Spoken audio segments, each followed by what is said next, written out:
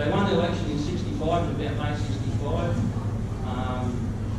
By the end of 66, they had the Referendum Act established and passed through Parliament, the New South Wales Parliament, and the election was held in April of 67. But the thing is,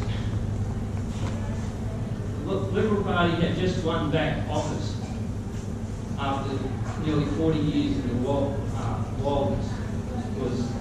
That's the first time they got in. The Labor had held it since World War I. So World War II, sorry. Now, Aston, he wasn't really a supporter of a new state, because what it was going to do, it was going to hive off at least 8 state Conservative seats, which meant he would no longer be governor of what was left of New South Wales. So, although he had to deliver the referendum, he fell back on the 1933 Nicholas Royal Commission to select a boundary for the referendum. Now, that boundary, as you can see, took in Newcastle as well. Now, Newcastle at the time was still a steel manufacturing and Australia's largest steel manufacturing industry, and was very highly populated, urbanised, and had a Labor stronghold. Now, the New England movement, they were so keen that they got the referendum that they accepted that border as for the referendum. And unfortunately, the problem was, by that time they were short on funds, and they only had a short time to muster their forces to try to convince the people in those highly urban areas to support the new state. So they had the referendum on 29th of April 67. Now the Labor Party, although it's no longer in government, mounted a major no-case campaign.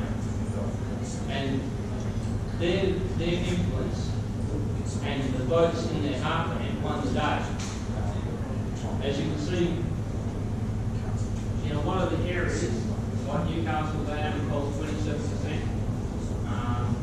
Down below that, whereas up in the actual parts of what you call rural New England, they were polling 68, 71%, 65%. So those ballot boxes in those areas around Newcastle lost in the referendum. But like I say, there was very little affinity with the people in Newcastle with the people in rural New England.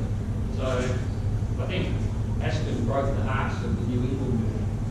So they lost the referendum and the movement went into decline. Now, if they had just insisted on a straight line border at 32-32, which is just south of Taree, they would have won the referendum by about 63%. So that's the difference.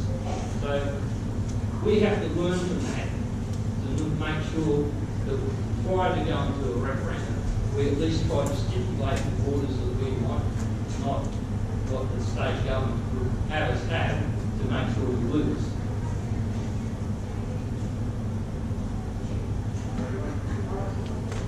So it doesn't matter where you live in regional Queensland,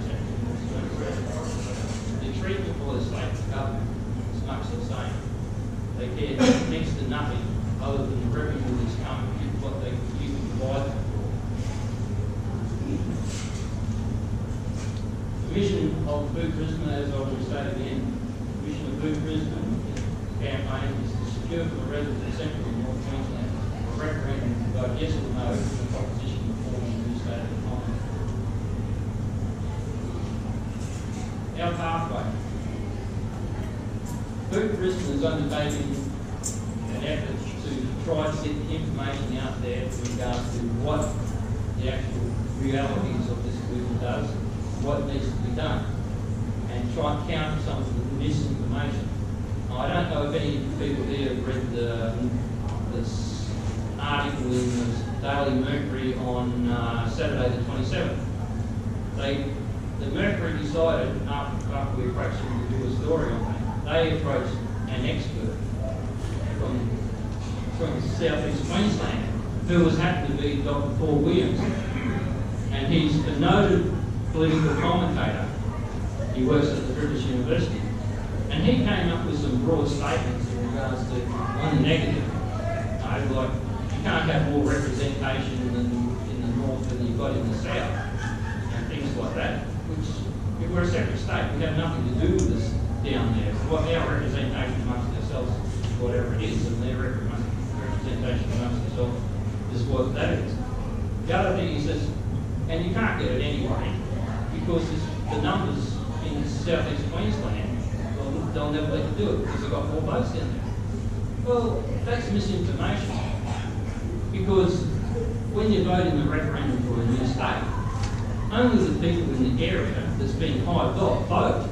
So, and this is the sort of thing we've got to get. I mean, we talked about the editor on that later, and we're trying to convince them, well, put an article in there from us again to hive what the misinformation that's been given. I mean, they got a bit of a story this morning, but I mean, it's far too late. But that's the sort of misinformation that sort of does us damage where we can't get the real information out there. And so that's the purpose of these forums. So it's, regardless of what the experts say, the point is only you people in the area that's going to be affected get the vote in the referendum. So it doesn't matter how many people we are down in South East Queensland, if they outnumber us 100 to 1, they don't get a vote, they don't get a say if we get the referendum.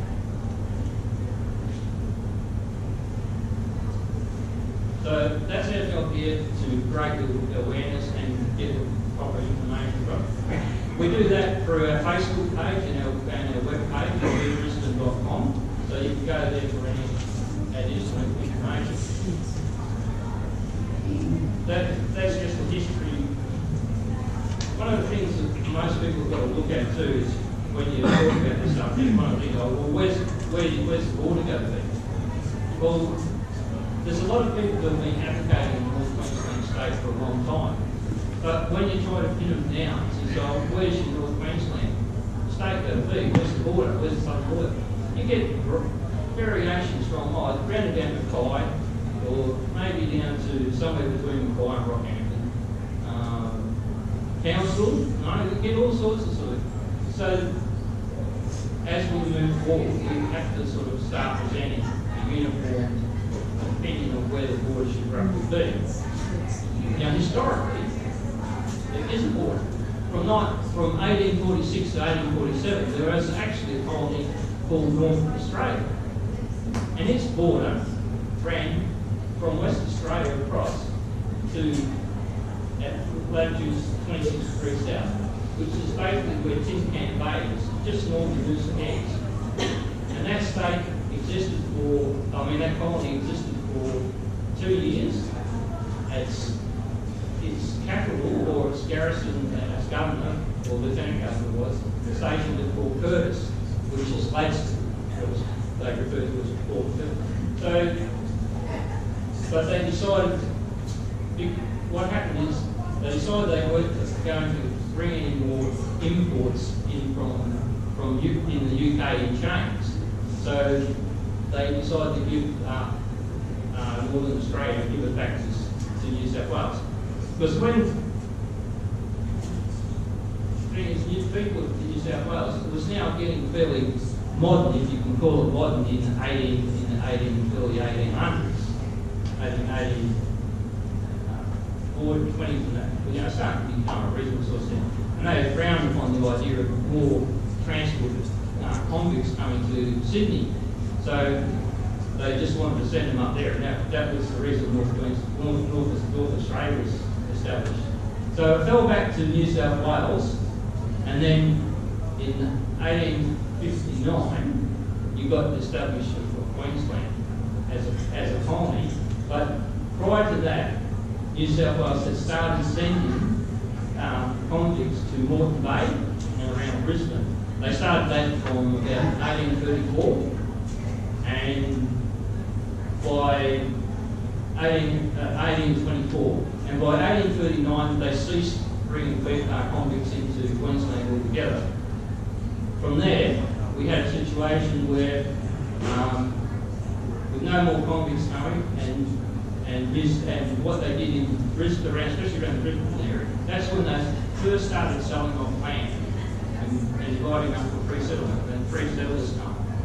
So from about 1839 to 1859, that's just 20 years, the people of Moreton Bay, Wide Bay area, Burnett and the Darling Downs, within 20 years, they threw off the shackles of Sydney, become a new colony. So that's how short a period it took for the people there to get organised and say, we're going to look after our own interests and have our own colony. Mere 20 years. And here we are, 160 years after the foundation of Queensland, we're still accepting the rule from Brisbane. I think we're either slow learners or we've got to get a hurry up amongst us. So that 26 degrees latitude south offers a practical and historic border.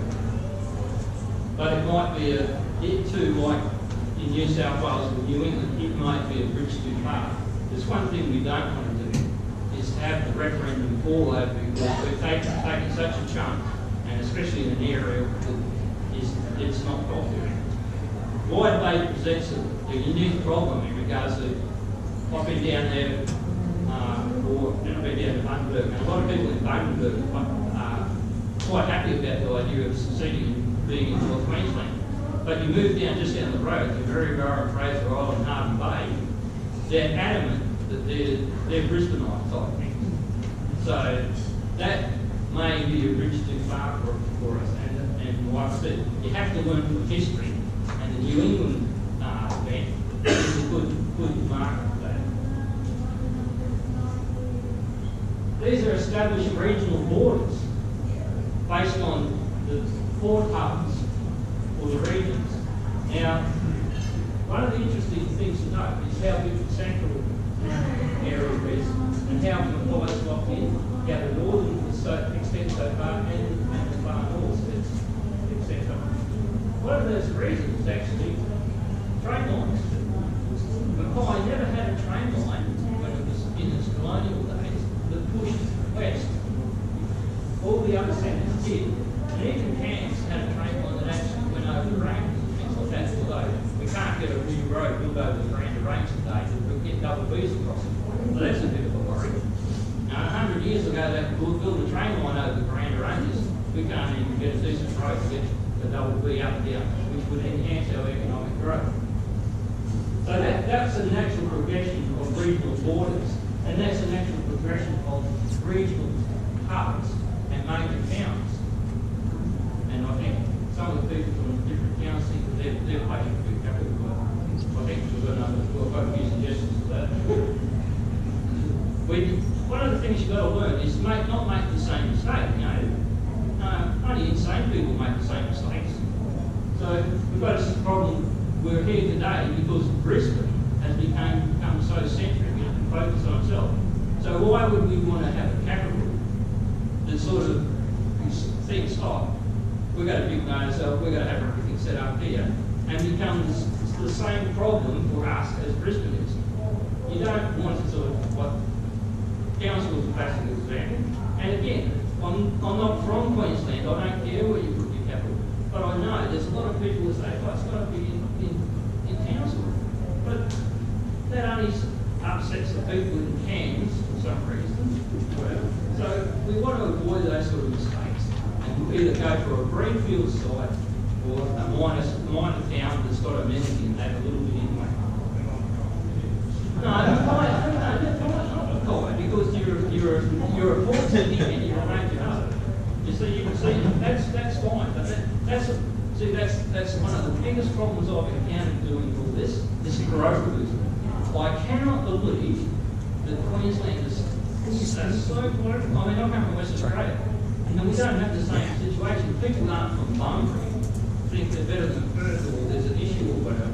But gee whiz, when I joined the Air Force early on, it was really it stood out a lot that the people who joined from Queensland, it it wasn't long before they filtered out to join other groups, whereas like people from West Australia and New South Wales, they all stuck together.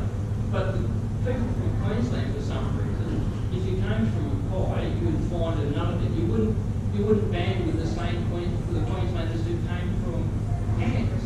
It was really strange. And again, this seems to be fairly prevalent, this parochialism. People just need to get over it for the good of the whole state. So that's the latitude 24 south. Now, they're the sort of borders that people think of. When you talk to people like Bernard Stoll, who gives his opinion and other people, that's the sort of area they think we want to hide off, but we don't. We want a much bigger chunk, and that's what we're working towards. But the thing is, the people are going to make the decision whether they want a new state or not, and we'll also take input from the people exactly where they prefer the border. Thanks very much.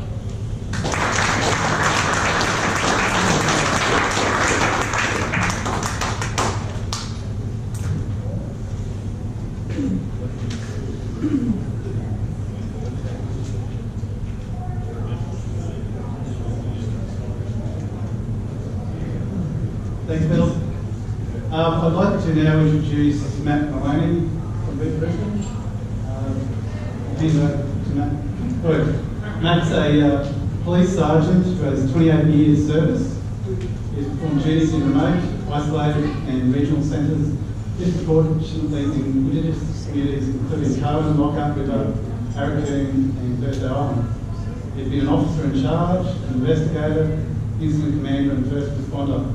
He holds a certificate of commendation for dedication, professionalism and passion displayed during major incidents and subsequent investigation. He's been mentioned in Parliament for work in the area of police, Indigenous relations, and is a Winston Churchill Memorial Trust Fellow. His influential fellowship report was on the police response to mental health crisis situations. His opinion has been sought by academics and used in published papers on justice administration, related issues regarding KPL. Thanks, Matt.